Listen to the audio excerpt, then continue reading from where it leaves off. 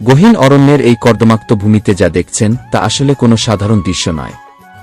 এই ভয়ঙ্কর প্রাণীটি আসলে একটি বিষধর সাপপরি। আপন মনে কাদায় গড়াগড়ি খেতে খেতে সে নিজের পুরনো খোলস ছাড়িয়ে ফেলছে। খোলস পরিবর্তনের পর সে এক অপূর্ব সুন্দরী নারীর রূপ ধারণ করল।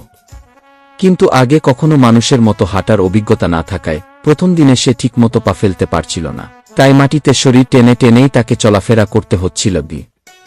বেঁচে থাকার লড়াই ও খাবার। লোকালয় থেকে দূরে বনের গভীরে সে শিখে নীল কিভাবে কুমিরের বাসা থেকে ডিম চুরি করতে হয়। আস্ত একটি ডিম গিলে ফেলার পর তার নিঃশ্বাস যেন বন্ধ হয়ে আসছিল। ধীরে ধীরে সে বুঝতে পারল মানুষের সমাজে চলতে গেলে লজ্জা নিবারণ জরুরি। নদীর ঘাটে স্নান করতে আসা মেয়েদের আড়াল থেকে দেখে সে তাদের পোশাক সংগ্রহ করল। এখন সে পুরোপুরি এক সুন্দরী তরুণী। তবে তার এই রূপের আড়ালে লুকিয়ে আছে এক ভয়ঙ্কর প্রতিশোধের গল্প।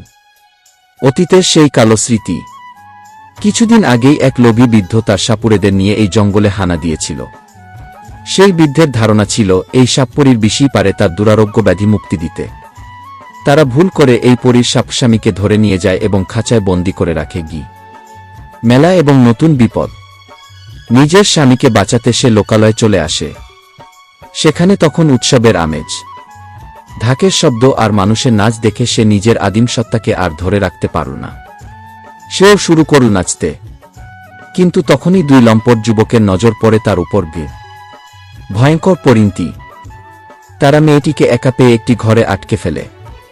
তারা জানত না যে তারা কোনো সাধারণ মানবী নয়, বরং সাক্ষাৎ মরণকে আমন্ত্রণ জানিয়েছে।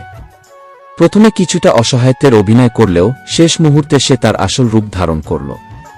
তার বিষাক্ত ছোবল আর বিশাল দেহের নিচে পিষ্ট হয়ে গেল সেই পাপিষ্ঠরা।